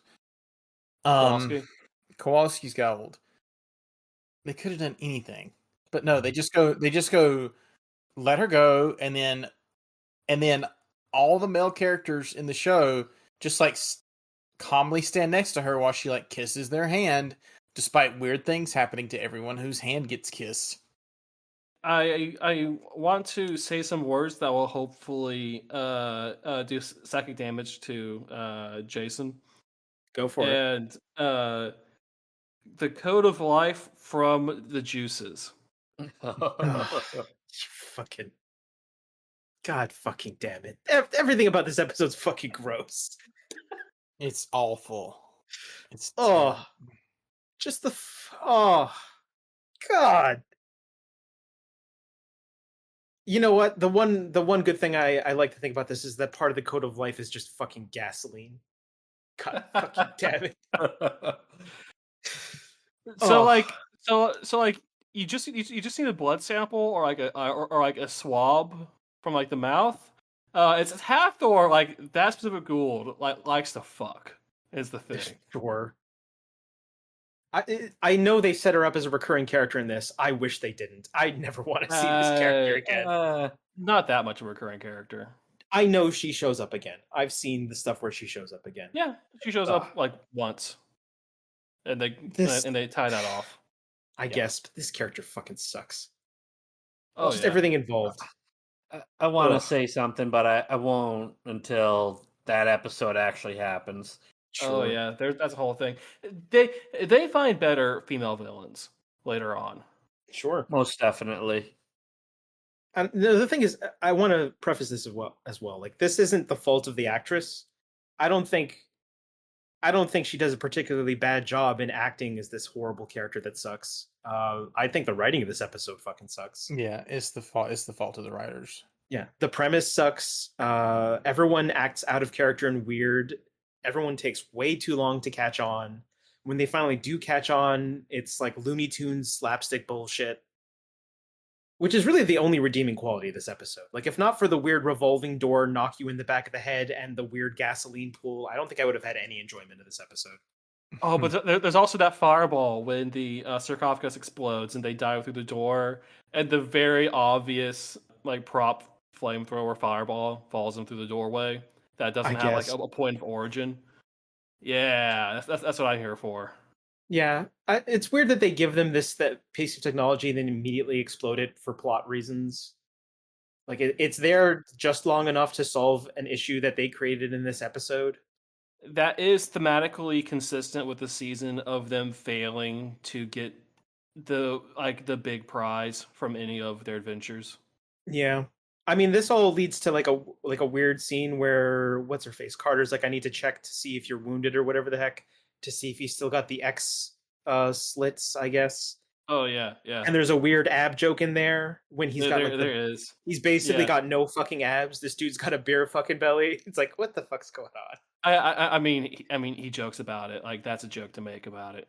I guess it is the perfect line to say when someone's looking at your abs and says that's amazing. I guess, yeah, sure. Ugh. I don't know. Does anyone else have any like standout like what the fuck is going on in this episode bits? Because like aside from the gasoline pool and just, I don't know, man. I think I've gone through everything in my notes. Yeah.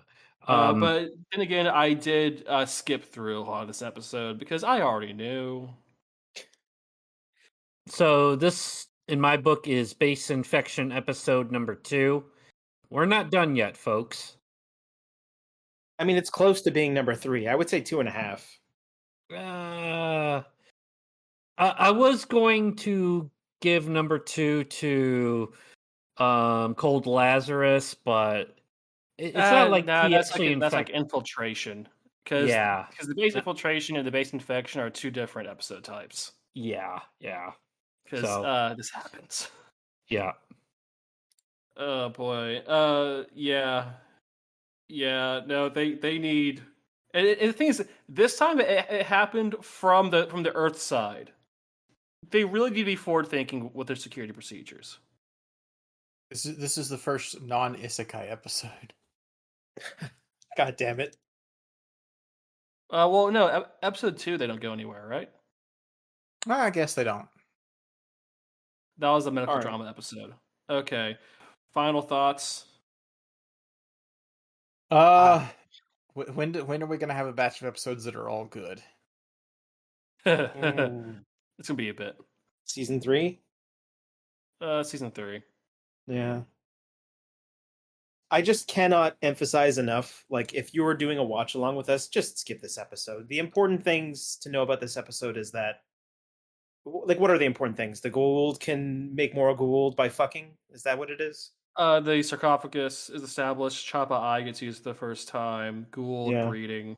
Gold Okay. breeding. I was Yeah. away for a minute, so I do need to ask a question. If the planets have shifted enough that the coordinates have changed, and she hasn't been awake for a couple thousand years, how does she know where Chulak or whatever it is It's located? it's in the base computer. She just tells Gary Jones. Oh. It's like, hey, submit Chillock. He's like, okay, and then Oh, Yeah, she okay. walks up to Fair him enough. while on fire and just says, I need to go to Chulak. And he's like, okay. Oh, Fair enough. I forgot to mention the previous episode is the first time Gary Jones gets speaking lines outside of just dialing the gate. So that's nice. Oh, yeah, I did notice that. Yeah. Yeah, I can't emphasize enough. Don't watch this episode. This episode sucks. The thing is, if there was Yuri in it, this would be an all-time episode. No, it Would it? wouldn't. I don't think it would help. No, it wouldn't. Yeah. I think you're just weird. I will say that if you watch this episode, it'll make the payoff all that much more enjoyable later on. I don't think it would be worth it. Look, What if did you you- want to see anything in this episode, just skip to the scene where Carter shoots her in the head and the pool ignites. Like, that's the best scene in this episode. I mean, And it's not That- good. It's just so stupid. It's funny. the unintentional gag where she takes off the metal bikini to reveal a second metal bikini under it, and everyone groans at her bullshit. I I like the guess. hallway one where they're No, just yeah. constantly one-upping each other. Like, It's honestly, I feel constantly like could have gone, talking each could have gone other. at least 3 layers deeper, and I would have been there for it. Oh God. Okay. I don't. Well- I do feel like I need to ask this, Justin. What's your least favorite part of this episode? Just a quick thought. I need to know, because like, or is it just the whole episode?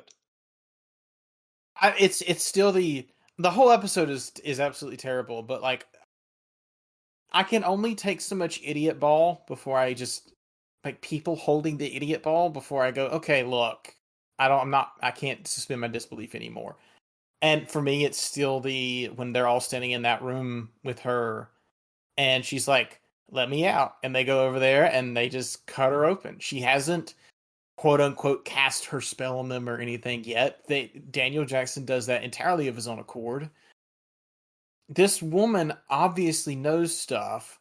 You need to find out her source of information at least before you let her out, because she might be a gold. Like, why didn't that occur to them? Why do they spend so much time wondering how she knows this stuff?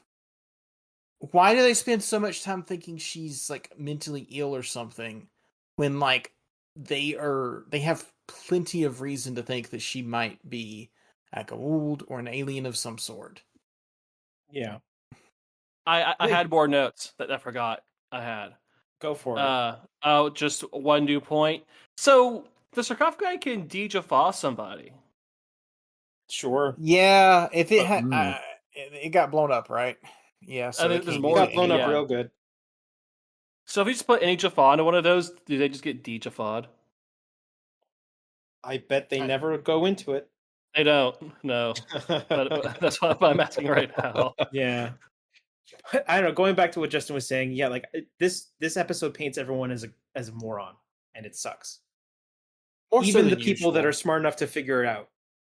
Yeah. I mean, isn't Carter like, in terms of intellect, maybe second only to like just a little bit behind Daniel Jackson? And she's literally researching on GeoCities.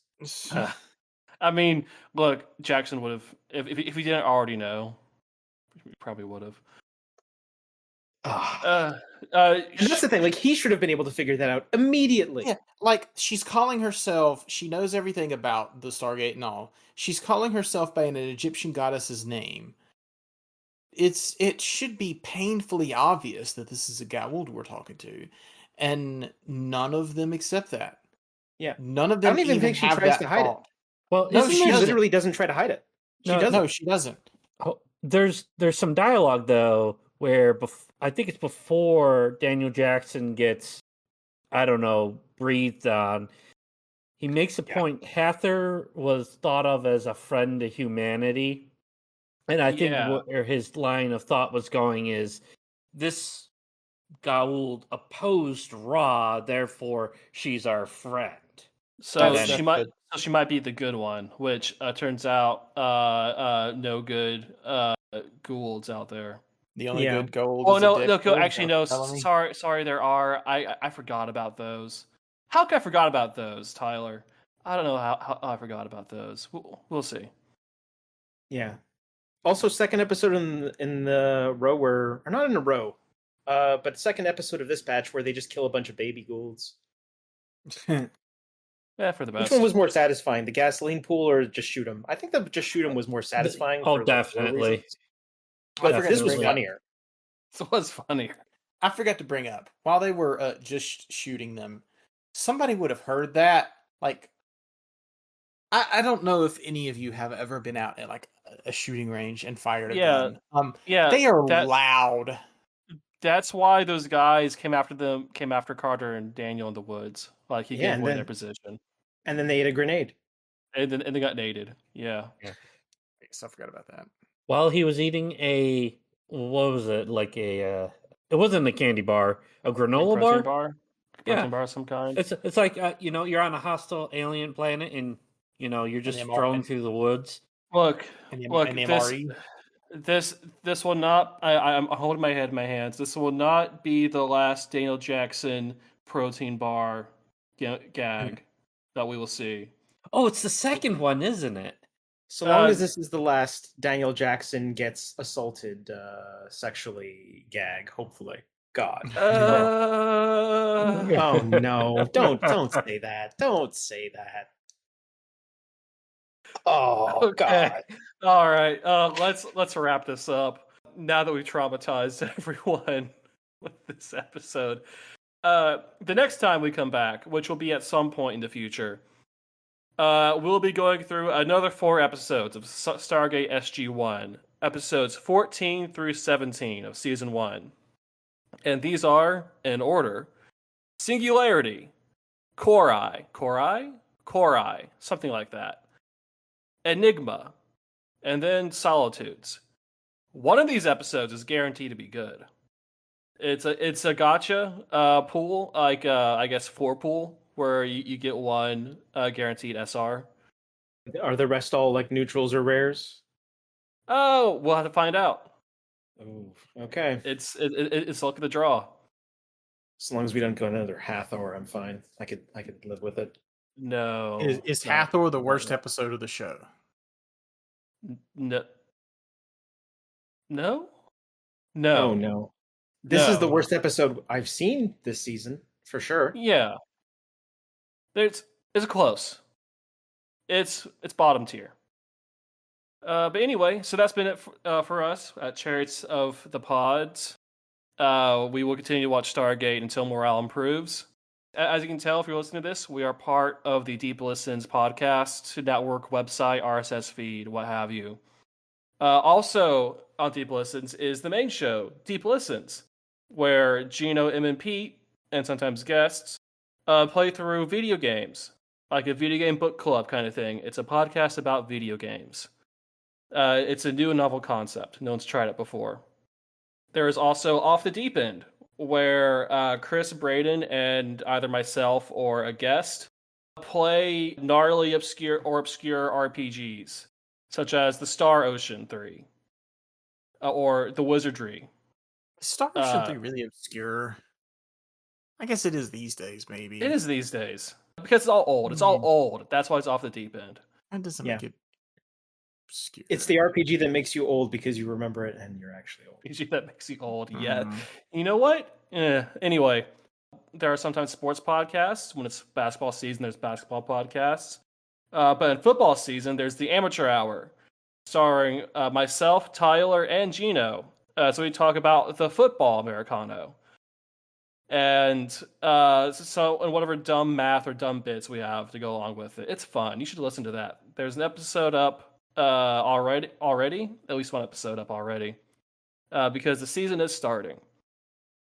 Also, if you join the Patreon and join at the $3 tier, you can unlock access to the OG Songcast, in which Chris, Braden, and Pete watch old anime that you haven't seen, because they're cooler than you about anime and the old anime that they've seen and you haven't. But you probably should see it sometimes. I don't know. Do those shows exist anyway? So, what else is there? I think that's all the shows. Oh, there's also sometimes Final Fantasy podcasts. I don't know. I'm not on those. I don't care. And that should do it. There's a lot of content on Deep Listens that you should listen to Mm-hmm. and write in about. I don't know the write-in email address. Just join the Discord. Join the Patreon. Get on the Discord and then yell at us about how we're wrong about Hathor. Yeah. We're not wrong about Hathor. Yeah. You could go on the Discord and say that one of those gold babies was named Special Agent Jack Bauer because he was born in a pool of gasoline. And that's a reference for a Wow. much better show. Wow. And you can find me, your Master of Ceremonies here, Adam, at Fifth Generation Gaming on Twitch, or fifthgengaming.blog. You know what? I need to get this straight because two of them are same, one's different. Or Fifth Generation Gaming on Blue Sky. I need to post more. I write reviews for old 32-bit video games in release order and go crazy while doing so. Well, let me tell you about the Atari Jaguar. No, I can't do that. Anyway. Don't do that to us. Not now. Not after All right. Hathor.